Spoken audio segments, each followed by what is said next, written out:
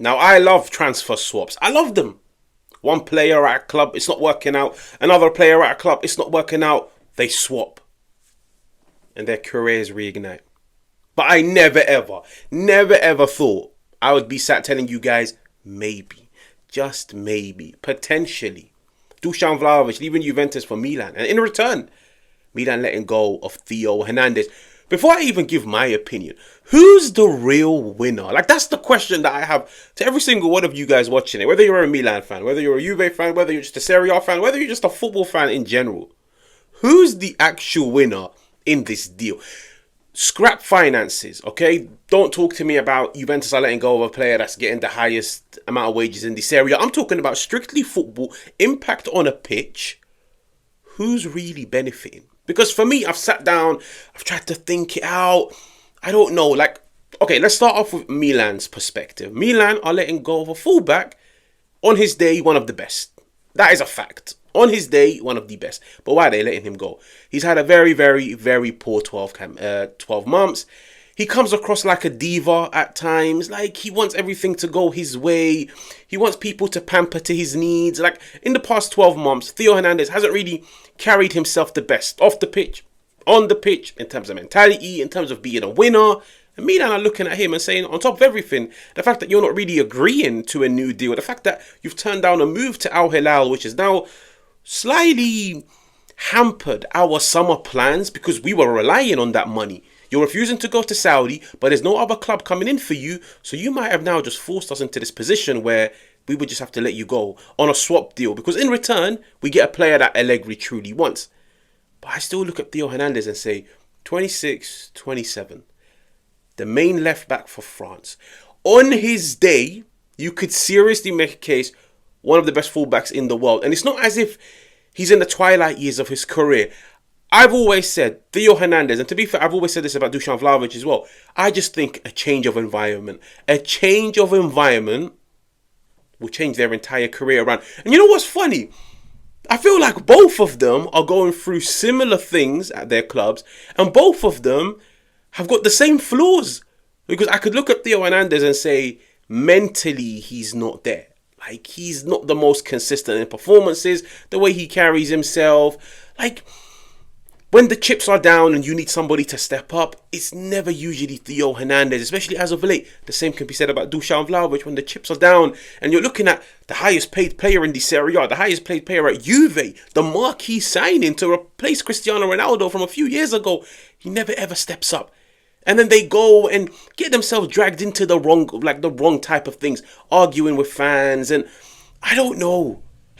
Who's the true winner in this deal? Now that's Milan's perspective. They're letting go of a player that in 12 months' time becomes a free agent. In 6 months' time, in January, he could sign a pre-contract with any club. Like, even if Milan were to get themselves 20, 30 million for him, I reckon they'd be happy. He's unsettled. He wants out. They want him gone. Nobody's really coming in. If it means selling to a rival, then so be it. But at least we get 30 million in return. But at the moment, it's hit a roadblock. Atleti are not really willing to pay the cash. Nobody knows if Al Hilal are going to come back in for him. Juve want him, but Juve want to give Dušan Vlahović an exchange. Now, if we were to look at Juventus' perspective throughout this whole thing, he's the highest paid player in the Serie A. He's their marquee signing. He's their number 9. He's their striker. They've tried him this season under 2 different coaches. It hasn't worked out. Even when Tudor came in, and he's the guy that's always spoken of Dušan Vlahović fondly, it didn't work out. And then you've got all of the mentality issues where with Dušan Vlahović, in my opinion, he's a confidence player. Once he's feeling himself and confidence is on his side, this guy will score you 10 goals in 5 games. But when the chips are down and the confidence isn't there, Dušan Vlahović he could easily become a contender for the worst player in the Serie A. He can't control the ball, he can't pass the ball, he doesn't press. He just becomes like a lamppost on the pitch. But I feel like both clubs are looking at both of these players and telling themselves, are we making a mistake? Financially, we need to cash in on both. Juventus, their entire summer plans of bringing in a new striker depend on Dušan Vlahović. And in my opinion, if he was to stay, I don't think they go out and sign a striker. If they let him go, they clear his wages off the book. Milan, it's a rebuild. They want a new left back. They're looking at somebody like Destiny Udogie.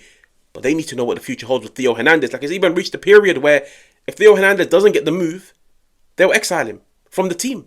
He will spend the next 12 months basically on a sabbatical. Like, he's not playing football for the next 12 months. Like, it's that extreme. It's that extreme with Milan and Theo Hernandez. I wouldn't say it's extreme with Dušan Vlahović and Juventus, but you could feel like that's a chapter coming to an end. So who's the real winner? Like, we're 5 minutes into the video and I keep asking that question.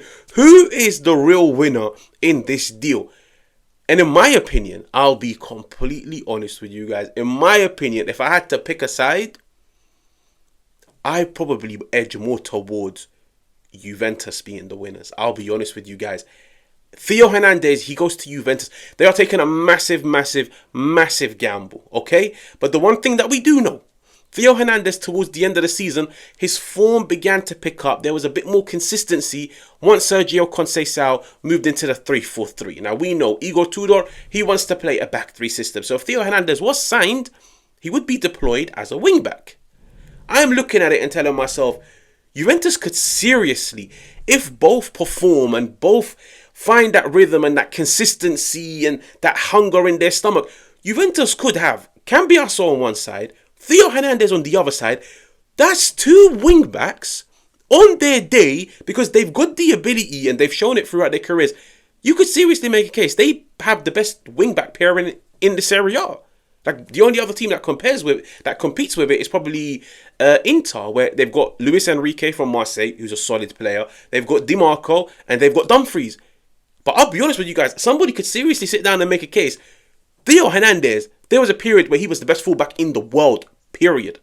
Cambiasso, up and coming, but we've all seen what he can do. Yes, he's had a poor campaign, but I feel like Juventus are looking at it in the same perspective, which is, we'll go into next season and we will take that massive gamble where we will now deploy them as wing-backs. Yes, there's higher intensity, but we now take away those defensive responsibility from you guys. All you guys have to do now is be penetrative in the final third. Both can cross, both can shoot, both can play make, and both are of the right age. So in my opinion, if Juventus were to let go of Dušan Vlahović, in return, they benefit again. They get rid of the highest paid player in this area. They clear him off the wage book. I'm looking at this deal and saying, there's only one real winner. I don't know why it took me 5 minutes to finally realize who the actual winner in this deal. Juventus are the winners. But Milan might be looking at it and saying, we let him go now. Because if he was to stick around and he wasn't to sign a new deal and no club comes in for him, he leaves for free in the summer. So you get zero cash and you get 0 players in return. They're probably looking at it and saying, we've reached a period where we want him gone. So would we rather keep him around for 12 months, hardly use him, even when we do use him, he's not of any good, and then next summer, let him go for free, where now we haven't generated any money, we haven't really brought in any player, or do we let him go now, and in return, we get Dušan Vlahović, a player that Allegri has worked with in the past. Like, you could seriously make a case, it works both ends, and especially if Milan get Dušan Vlahović, for what's being reported, 7 to 8 million. You've now gone and signed the highest paid player in this area. I'm still of the opinion Dušan Vlahović is a good player. Like, everybody that watches me knows I like Dušan Vlahović. If Allegri can reignite him at the age of 25, Milan are laughing, because in their eyes, we've just gotten rid of a player with 1, 12 months to go, 2, unsettled, 3, unhappy, 4, practically unreliable on the pitch, like a liability and net negative. We've gotten rid of him. And in return, we've gotten a striker that's hit the ground running and starts scoring us goals.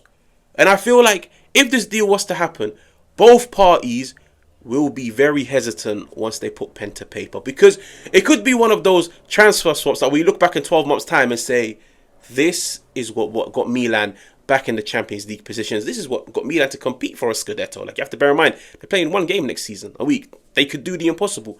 We might also look back on it and say, this is what created a wing-back dynasty at Juventus. Cambiasso, Theo Hernandez as the wing-back pairings with all of the other players. I don't know.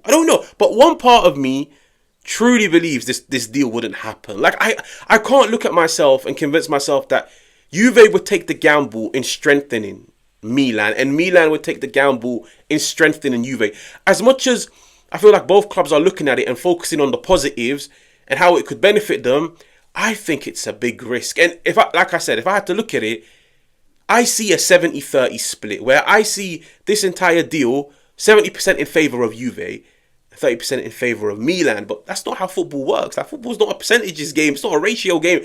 It's all about who decides to perform on the pitch. Some are looking at Theo Hernandez and saying, this guy is done. Like, wherever he goes, even though he's 27, he's done. He's lost the interest in the game. Some say the same thing about Dušan Vlahović. But in my opinion, both of them just need a change of environment. It's actually a crazy deal. It's actually a crazy deal. But I would love to know who you guys truly think is the winner in this deal. Make sure to like, make sure to subscribe, and I will catch you guys on another one.